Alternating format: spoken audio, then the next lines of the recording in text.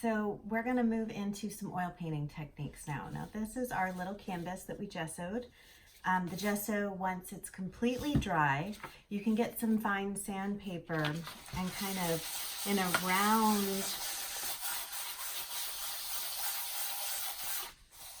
round motion, and then give it a feel, and it should feel pretty smooth.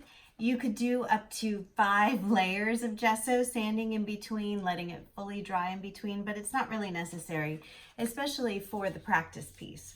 But you do want to make sure that the surface that you're going to be working on is smooth. When the texture of the canvas comes through a lot, it's a lot harder to smooth your surface and blend, whereas if you're on a nice smooth surface, you can get a smoother finish for your finished product. The other super cool thing about gesso is you can actually gesso your illustration board and oil paint onto that then. So it gives you a little play. But for this, we are going to leave our tape on there. Gesso's fully dry, surface is sanded, and we're going to do our sphere exercise with this. I'm choosing to use ultramarine for my main color, so a nice rich blue. And I have black and white with me. However, a cool thing about ultramarine is if you mix it with burnt umber, you get a really lovely rich black. So that's up to you if you want to work that way. That's how I work with my oil paintings. I actually don't really ever use actual black oil paint. I mix all my black using ultramarine and burnt umber. So what do I have here? So again, especially with oil paint, you want to protect your surface. So I have this old towel that I use just to protect my tabletop. These are a couple palette knives. I actually tend to prefer a straight palette knife when I'm mixing my paint. You might find you like this type as well. It's personal preference. It doesn't matter either way. Today I'm actually going to use my flat one. This is our palette paper. The palette paper has a waxy surface, so as you're mixing, it'll accept your oil paints really well, and it's just a nice disposable surface, so you can mix your paint, do what you need to do, and then when you're done painting for the day, you can throw it away. Paper towel, always important. These are my little mixing cups for my solvents. So today I'm actually going to demo using this Eco House solvent. It's a little less toxic than, say, Gamsol, though Gamsol works just fine. But this Eco House can work as both a brush cleaner and a thinner as you're applying your first layer of oil paint. I'm just going to pour a little bit of that in here. So different from acrylics, of course, oil paints are not water soluble, so as you're cleaning your brushes, you can clean them with a solvent like this. You can also use baby oil, which is a super cheap, wonderful way to clean brushes, and especially for little tiny brushes like this, it's pretty much all you need. So you can just clean off any oil paint with your baby oil, and it works just fine. For larger brushes, so say if you're using a brush maybe like about this size, you're going to need to use a little Dawn dish soap and then that Masters brush cleaner to finish, just to preserve your brushes. So to begin, we have our little canvas, and to get the shape of our sphere, I thought, wow, that's exactly the right size I need. So I'm just going to trace. Now I am actually using a charcoal pencil. For your purposes and for exercises, you don't necessarily have to use charcoal. For archival quality with oil painting, charcoal is better than graphite, as graphite can sometimes seep up through the oil paint. Charcoal will not do that. Now the challenge with charcoal is it tends to also dissolve in the thinner and the oil paint. So each have their strengths. I'm choosing to use charcoal, but you could also just use a regular pencil or mechanical pencil for this. So I have my rough shape here for my sphere. I might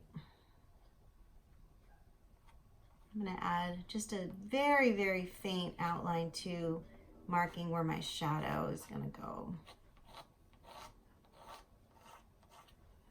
And you don't have to go super dark, just enough to give yourself a guidance. And especially as you move to your actual project, you're going to want to have the lines dark enough to see, but not so dark that they start to bleed into and interfere with your actual paint. You want them to disappear and just to see the paint once you're done. So with oil paint, you'll hear a phrase, fat over lean. And what that means is as you work, you want to work with thinned out colors first. So maybe a little oil paint mixed with a little thinner, which I'll show you in a sec. And then as you build up, then you can add more layers. So we're going to begin just with our bottom layer, or what's known as an underpainting. So for my underpainting, I'm going to add just a little. The other thing with oil paint is a little goes a long way. So start with a little bit less, and then you can add more as you go. I'm going to add a little bit of white. And to clarify, you guys don't need to buy a giant tube of white like this unless you're oil painters, and you're going to find you'll go through white faster than the other colors. So often you buy a larger, but for our purposes for this class, you only need a small tube of white. And I'm going to put a little bit of black down here. Now for the underpainting, I'm actually not going to mix with my palette knife. I'm going to mix with my actual brush.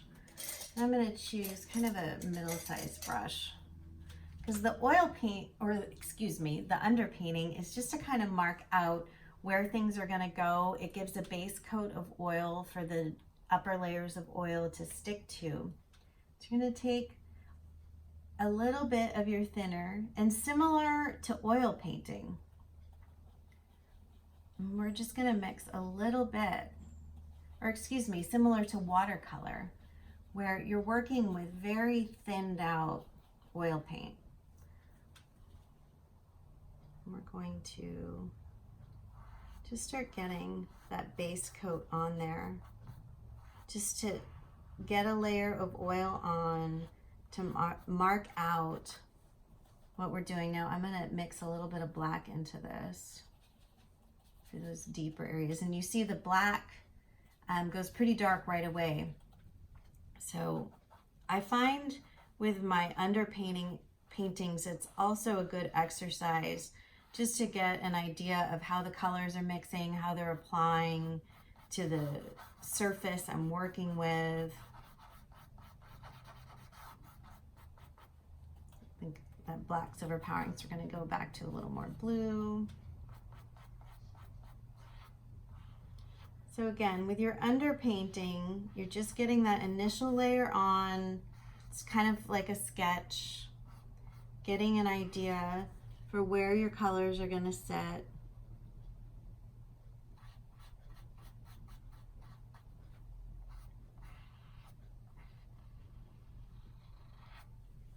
It can be fast. I do try to honor my drawings though with my underpainting, so you don't have to redraw or reimagine where things are going to go, especially since this will be a portrait. You guys are going to want to pay attention to shadows, shapes, everything along the way, because that's going to make it look more like you. Okay. I'm going to show you something here too, which is a technique I use just to save time as I'm painting. So for now, I'm leaving my light areas untouched, because this brush has a lot of this deep blue happening in the black.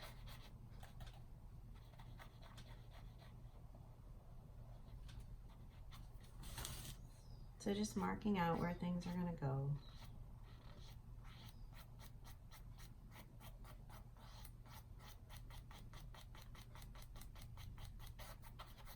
And you might even find you like certain areas of your underpainting where you're getting those washy effects. Often with my own paintings, I will leave certain parts of my painting just the underpainting, because you can get effects with the bleed of the solvent similar to watercolor that you can't get with the finished paint.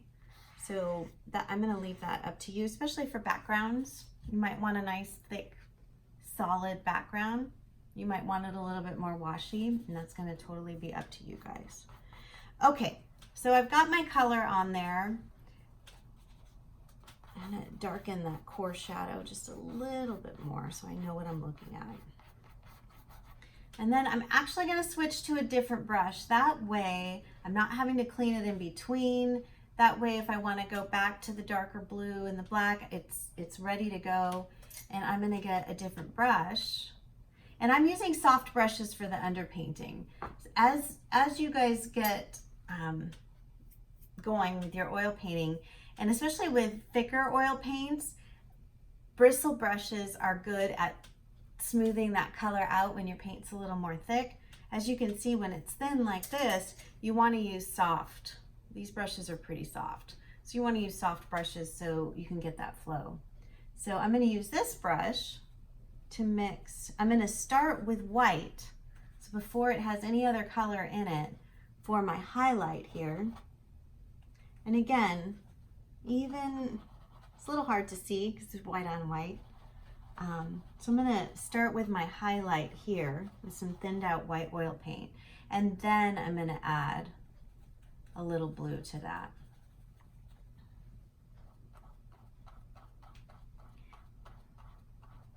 And you're gonna find that right away, as soon as you introduce white to oil paints, it's very opaque.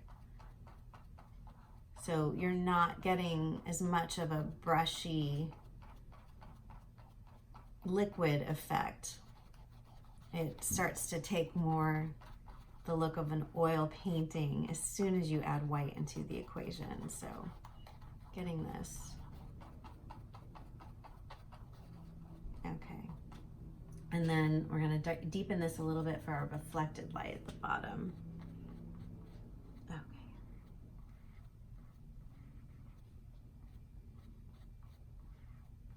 Okay.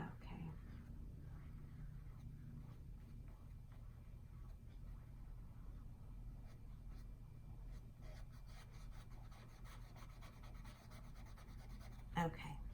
And as you can see, you can even begin to blend. The greatest thing about oil paints is they do take kind of a long time to dry, which can be frustrating if you have a deadline. But the beauty of it is you can blend so much easier, go back, work into them much more than you can with acrylics. So acrylics and oils each have their strength. One of the wonderful strengths of oil is just their blending quality. It's really amazing. So there's our underpainting for our sphere and our shadow. And I'm actually, again, I'm gonna leave this brush. So this is my light blue brush. This is gonna be my darker. And then, so for the background, you also wanna get some color down for your background, for your underpainting. And I think I'm actually gonna do a pale gray. So I'm gonna get some of my solvent here. And I'm not just gonna do pure black and white. I'm gonna mix a little blue into it too. Although you could just make it. So here's the gray, if it's just black and white. I'm gonna grab a little bit of this blue, cool it down a little. And then again, you're just gonna wanna get some paint on there. So you have an underpainting layer, and it's not just pure gesso. And it can be very thin.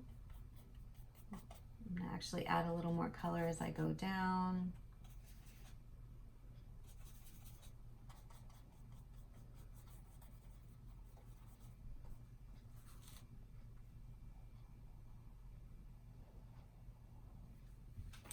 I can actually turn this around so you guys can see it.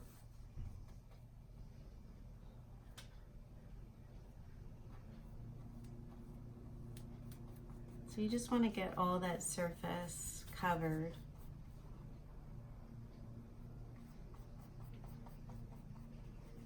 And working with thinned oil paint, it's going to dry a lot faster than pure oil paint. Another thing to know as you move forward, white oil paint dries the slowest. So when you're working with white, that's going to take the longest to dry. Other colors are going to dry a lot faster, you'll find as you go.